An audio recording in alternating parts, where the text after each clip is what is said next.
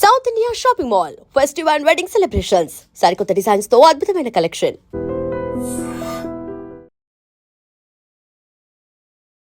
Hi hello నమస్తే, welcome back to I dream media. ఇక visa news విషయానికి వస్తే వన్ స్టాప్ సొల్యూషన్ అని చెప్పే పర్సన్ హైకోర్టు అడ్వకేట్ అలాగే ఇమిగ్రేషన్ లాయర్ అయిన పృథ్వీ గారు.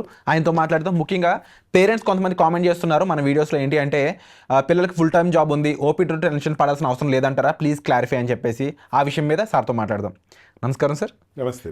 సో ఫుల్ టైం జాబ్ ఉన్న పర్సన్స్ ఎవరైతే అమెరికాలో ఉన్నారో వాళ్ళు ఓపీటీ సంబంధించి ఎటువంటి టెన్షన్ పడాల్సిన అవసరం లేదా, లేకపోతే ఇప్పుడున్న సిచ్యువేషన్స్లో దీనిలో కూడా ప్రమాదాలు ఏమన్నా జరిగే అంటే వచ్చే అవకాశం ఉందా? ఏదైనా రూల్స్ చేంజ్ చేసినా, ఏదైనా కొత్త బిల్ తీసుకొచ్చినా?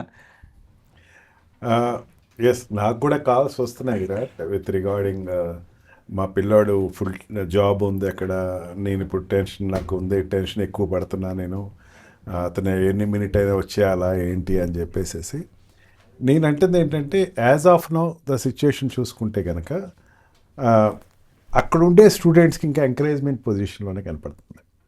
ఆల్రెడీ అక్కడ ఉన్నవాళ్ళు, ఓపీటీ తీసుకున్న వాళ్ళు, స్టెమ్ ఎక్స్టెన్షన్లో ఉన్నవాళ్ళు, వీళ్ళందరూ అక్కడ ఉండేటువంటి గూగుల్ కావచ్చు, లేకపోతే ఇన్ఫోసిస్ కావచ్చు, ఈ అక్కడ ఉండేటువంటి అమెరికన్ కంపెనీస్ జాబ్ ఏదైతే ఐటీ సెక్టర్లో జాబ్స్ ఏదైతే ఉన్నాయో వాళ్ళకి అది అడ్వాంటేజ్ అని చెప్పచ్చు. And also students, medical students కావచ్చు, మెడికల్ స్టూడెంట్స్ అక్కడ ఉండేటువంటి హెల్త్ సెక్టర్స్లో అండ్ హాస్పిటల్స్లో కూడా కొత్తగా ఇండియన్ వాళ్ళని తీసుకుని వచ్చేటువంటి పరిస్థితి $1,00,000 ఏదైతే ఒక నిబంధన పెట్టాడో, ఆ నిబంధన క్రాస్ చేసి రావాలంటే ఈ అమౌంట్స్ ఇన్వెస్ట్ చేయాల్సిన కంపెనీలే. కాబట్టి కంపెనీ తీసుకునేటప్పుడు ఏంటంటే తీసుకునే వాళ్ళని క్వాలిటీ వాళ్ళు తీసుకోవాలి అన్న నోషన్ ఏదైతే వస్తుందో ఆటోమేటిక్గా అక్కడ ఉండేటువంటి స్టూడెంట్స్ని స్టెమ్ ఎక్స్టెన్షన్ ప్రోగ్రాంలో ఉన్న వాళ్ళే పికప్ చేసి తీసుకోవాల్సి వస్తుంది. మనకి సాఫ్ట్వేర్ సెక్టర్స్లో ఒక రకమైనటువంటి ఫేస్ ఉంటుంది, మెడికల్ సెక్టర్స్లో ఒక రకమైన ఫేస్ ఉంటుంది. సాఫ్ట్వేర్ సెక్టర్స్లో వచ్చేసరికి ఆల్రెడీ ఎంఎస్ చేసేవాళ్ళు 50% ఇక్కడ ఆల్రెడీ జాబ్ చేసి అక్కడికి వెళ్ళి ఎంఎస్ చేసి జాయిన్ అవుతారు. అండ్ 50% స్టూడెంట్స్ కంటిన్యూషన్ ఉంటుంది. ఆల్రెడీ వీళ్ళకి ఎక్స్పీరియన్స్ ఉంటుంది, ఇక్కడ జాబ్ చేసిన ఎక్స్పీరియన్స్ ఉంటుంది. ఆ హోల్ తోటి అక్కడ ఉండేటువంటి స్టెమ్ ఎక్స్టెన్షన్ ప్రోగ్రాంలో దాన్ని ఇక్కడ క్రైటీరియాగా తీసుకుని వాళ్ళు వెళ్తారు. Just like an experienced job హోల్డరే అక్కడ కనపడతా ఉంటాడు.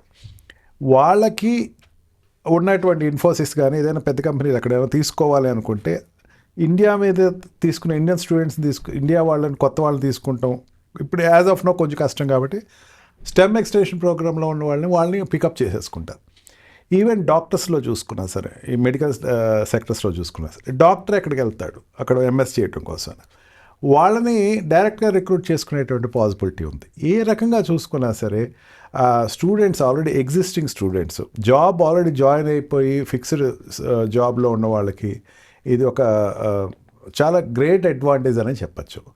అండ్ ఇలాంటి టైంలో అంటే ఎవరైతే జాబ్ పరంగా అక్కడ ఉన్నారో ఇందులో కూడా ఓన్లీ క్రీమ్ పీపుల్ ఎవరైతే ఉన్నారో, టాప్ 5%లో ఉండేవాళ్ళు, టాప్ 10% ఉండేవాళ్ళు, వీళ్ళు కంపెనీకి బాగా యూజ్ అనుకున్నప్పుడు కంపెనీ డెఫినెట్లీ వాళ్ళ తరఫున స్టాండ్ తీసుకుంటుంది అని చెప్పేసి. What about the remaining persons? మరి వాళ్ళు ఏం చేయాలి? వాళ్ళు ఎలాంటి జాగ్రత్తలు తీసుకోవాలంటారు? ఇక్కడ ఎంఎస్ అక్కడ చేసేవాళ్ళు క్రీమ్ అన్ క్రీమ్ అన్నది ఏమి ఉండదు విరాట్, నాకు తెలిసినంత వరకు. ఇప్పుడు మనం చెప్తుందో ఎవరి గురించి మాట్లాడుతాం? పెద్ద కంపెనీస్, ఇన్ఫోసిస్ లేకపోతే ఫేస్బుక్ లేకపోతే గూగుల్ గురించి మాట్లాడుతున్నాం. They are projected companies. కొన్ని వందల కంపెనీలు మీడియం అండ్ స్మాల్ కంపెనీస్ ఉన్నాయి, దాంట్లో క్రీమ్ తీసుకోరు వాళ్ళు.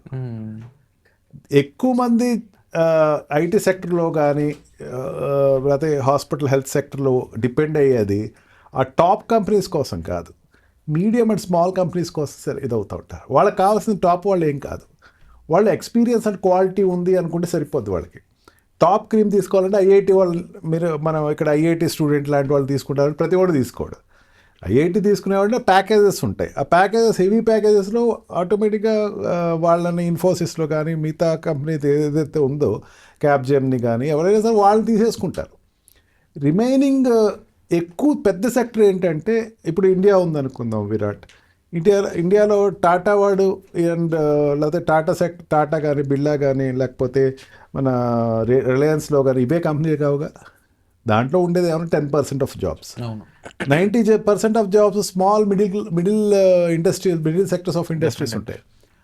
అదేవిధంగా అక్కడ కూడా small and middle sectors of industries ఎక్కువ ఆధారపడి ఉంటారు. అక్కడ నేను చాలామందిని అక్కడ స్టూడెంట్స్ని అడుగుతూ ఉంటాను నేను, లేకపోతే జాబ్ వచ్చిన వాళ్ళు, మీరు ఎక్కడ చేస్తున్నారు అంటే వాడు ఏదో కంపెనీ పేరు చెప్తాడు.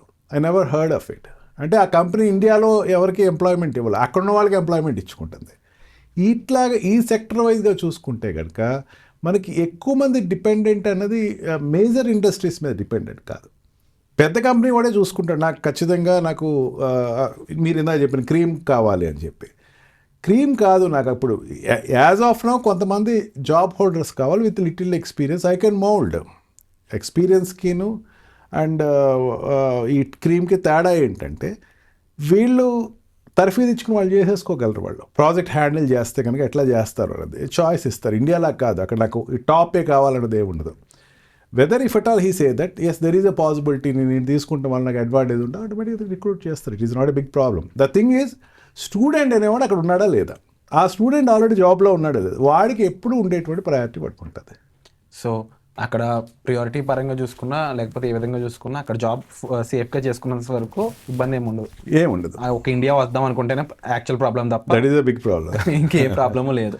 సో యూఎస్ నుంచి చూస్తున్న వాళ్ళు కొంతకాలం బహుశా ఈ రూల్స్ మారే వరకు కూడా జాగ్రత్తగా అక్కడే పని చేసుకుంటూ ఉంటూ ఇక్కడ ఉన్న వాళ్ళని త్రూ వర్చువల్గానో మనం మీట్ అవ్వడం తప్ప వేరే ఆప్షన్ లేదని అయితే తెలుస్తూ ఉంది. దీని గురించి మీరేమంటారు కామెంట్ చేయండి. అండ్ ఇది హెల్ప్ మీరు you can call to the display numbers. Thank you so much sir. Thank you. నమస్తే. And for more videos, Please subscribe to iDream. Please subscribe to iDream. Please subscribe iDream. And please subscribe to iDream. For more videos, subscribe to iDream. please like, share and subscribe to the channel. Congratulations, iDream. Subscribe to iDream. Subscribe to iDream. So subscribe to iDream Media. iDream ki iDream team andarki huge congratulations. Please subscribe iDream Media. Please subscribe to iDream. Subscribe iDream. Please subscribe to iDream.